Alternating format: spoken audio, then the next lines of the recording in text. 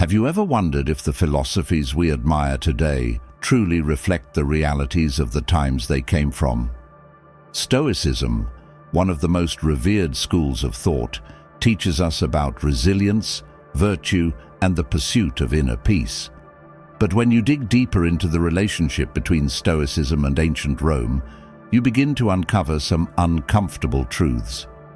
While Stoicism provided timeless wisdom, it also misunderstood, oversimplified, or outright ignored key aspects of Roman life.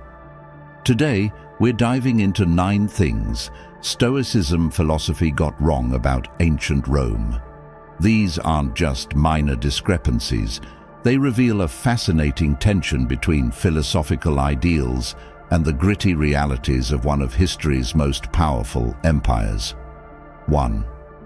The equality of all humans. Stoicism teaches that all humans share the same rational nature and are therefore equal in dignity. This idea was groundbreaking and remains one of the most admirable aspects of Stoic philosophy. However, ancient Rome was built on a rigid social hierarchy, and Stoicism struggled to address this reality. The empire's economy relied on the exploitation of slaves, who were treated as property rather than people. While philosophers like Epictetus, a former slave, embodied the resilience Stoicism offered, their teachings had little impact on the systemic inequality ingrained in Roman society. The idea of universal equality was noble, but it clashed with the harsh reality of an empire built on oppression.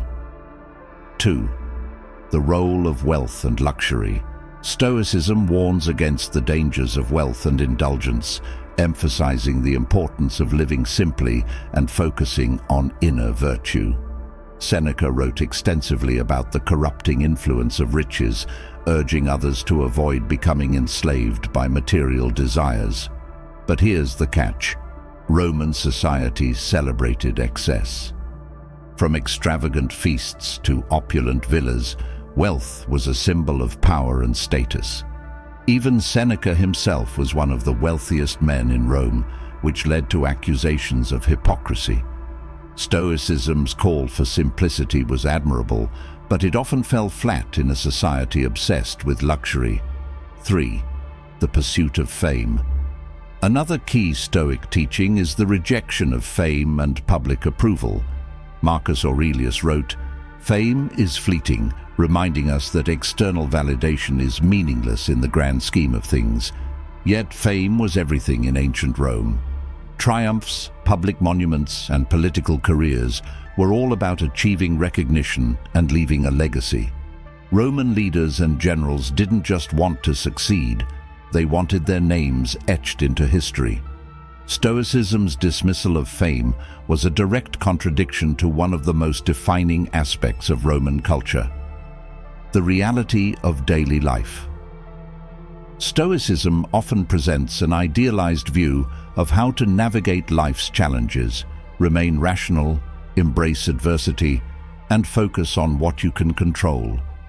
While this advice is timeless, it didn't account for the brutal realities of daily life for most Romans. The crowded streets of Rome were chaotic, noisy, and dangerous. The poor lived in cramped insulae that were prone to collapse, while fires and disease were constant threats. For the majority of Romans, survival was the priority, and Stoicism's focus on inner peace often felt like a luxury they couldn't afford. 5. The role of violence and entertainment.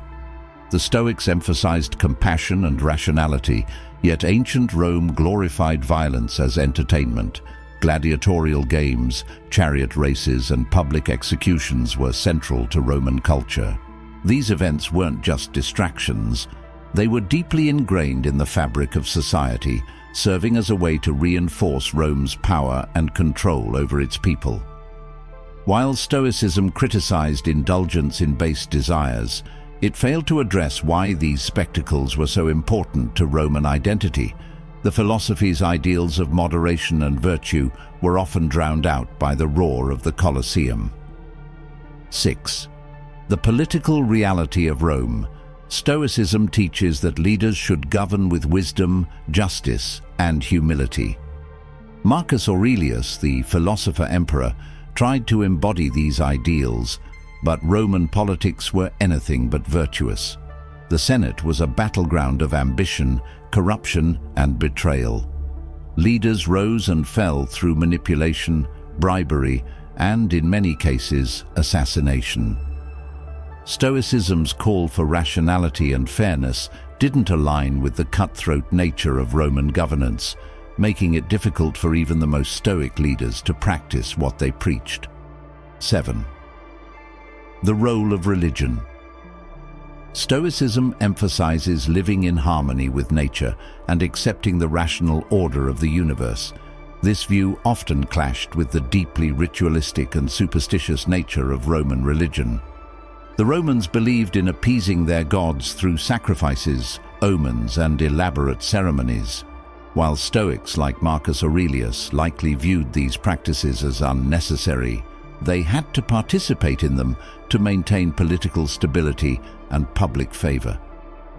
Stoicism's rational approach to spirituality often felt out of step with the deeply superstitious culture of Rome. 8. The Stoic ideal of self-control.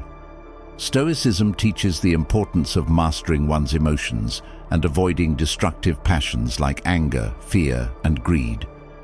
Seneca described anger as a temporary madness and warned against its dangers. Yet in Roman society, emotions like anger and vengeance were often celebrated. Gladiators used anger to fuel their fights. Political leaders leveraged public outrage to gain support, and personal feuds frequently escalated into deadly rivalries. Stoicism's call for emotional restraint was noble, but it didn't align with a culture that often rewarded emotional displays of strength. 9. The treatment of women. Stoicism taught that all rational beings were equal, but it failed to challenge the gender inequalities of ancient Rome. Women, especially those from lower classes, had limited rights and were often excluded from public life. While elite women sometimes wielded influence behind the scenes, their roles were still constrained by societal expectations. Stoicism's emphasis on rationality and virtue could have provided a framework for greater gender equality, but the philosophy largely ignored the systemic barriers women faced. These 9 examples reveal the tension between Stoicism's ideals and the realities of ancient Rome. While the philosophy offered timeless wisdom, it struggled to address the complexities of Roman society. Stoicism wasn't a perfect match for its time, and its teachings were often overshadowed by the cultural, political, and social forces that defined the empire. Stoicism's struggle to fully align with Roman realities doesn't mean the philosophy lacked value. It simply highlights its limitations in addressing systemic issues. The gap between Stoic ideals and the lived experience of ancient Rome reveals a deeper truth about philosophy itself. It often speaks to individual behavior, but struggles to address societal complexities. This tension becomes even clearer as we delve further into the contrasts between Stoic teachings and Roman life. Take the Stoic principle of focusing on what you can control. Marcus Aurelius, in his Meditations, often reminded himself to let go of external events and instead direct his energy toward mastering his own thoughts and actions. But for most Romans, this advice wasn't practical. Consider a baker in the crowded streets of Rome, constantly battling rising grain prices, theft, and the chaos of daily life. For him, the idea of focusing inward might have felt like a luxury. His energy was consumed by survival, not philosophical reflection. Even for the Roman elite, the Stoic call to control one's mind and ignore external circumstances often clashed with reality. In a political system driven by ambition and rivalry, ignoring external events could mean losing power, or worse. Senators and emperors lived in a world where failing to control the narrative around them could lead to their downfall. Stoicism's inward focus, while noble, was a difficult philosophy to fully embrace in a culture that demanded constant attention to external factors. Another glaring tension was Stoicism's emphasis on simplicity. The Stoics argued that true contentment came from mastering desires and embracing a simple life. Seneca, in particular, wrote extensively about the dangers of luxury, warning that indulgence leads to moral decay. Yet Roman society celebrated excess as a marker of success.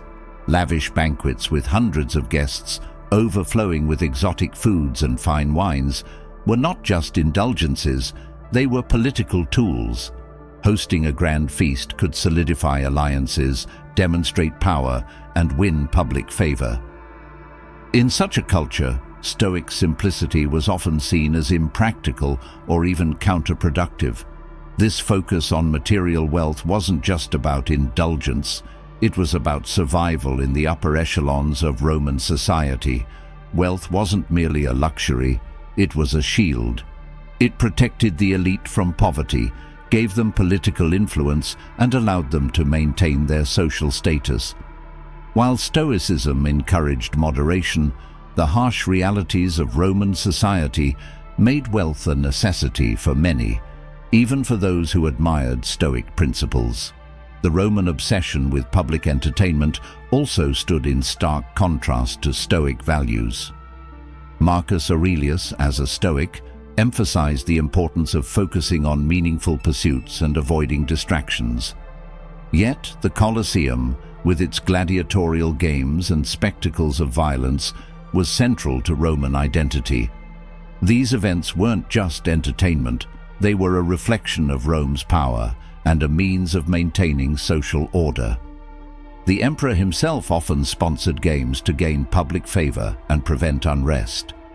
For Marcus Aurelius, who sought to rise above such distractions, this created a philosophical conflict. How could he reconcile his Stoic ideals with his role in perpetuating these violent spectacles? Religion added another layer of complexity. Stoicism's rational approach to spirituality emphasized living in harmony with the natural order of the universe. The Stoics believed that the divine was a universal force that governed all things, and they rejected superstitions and rituals aimed at manipulating this force. But Roman religion was deeply ritualistic and superstitious. Festivals, sacrifices, and omens were integral to both public and private life. For the average Roman, neglecting these rituals could lead to social ostracism or accusations of impiety. Even Marcus Aurelius, despite his Stoic beliefs, had to participate in these religious practices to maintain political stability. This disconnect between Stoic rationality and Roman superstition highlights yet another way the philosophy struggled to fit into its cultural context. Perhaps the greatest challenge Stoicism faced in Rome was its emphasis on universal equality. While the Stoics taught that all humans shared the same rational nature and were therefore equal, Roman society was built on inequality. The class divide between the elite and the poor, the systemic exploitation of slaves, and the limited rights of women all stood in stark contrast to Stoic ideals. Epictetus, who rose from slavery to become a prominent philosopher, embodied the potential of Stoicism to transcend these barriers. But his story was an exception, not the norm. For the millions of enslaved people in Rome, the Stoic idea of inner freedom offered little solace in the face of their harsh realities. The treatment of women in Rome further underscores the limitations of Stoic philosophy. While Stoicism acknowledged the rationality and dignity of all human beings, it did little to challenge the systemic inequalities women faced. Roman women, especially those of lower classes, were excluded from public life and had limited autonomy. Even elite women, who sometimes wielded influence behind the scenes, were confined by societal expectations. Stoicism, with its emphasis on rationality and virtue, could have provided a framework for greater gender equality. But in practice, it largely conformed to the patriarchal norms of the time. The political realities of Rome also posed a challenge to Stoicism. The philosophy taught that leaders should govern with wisdom, justice, and humility.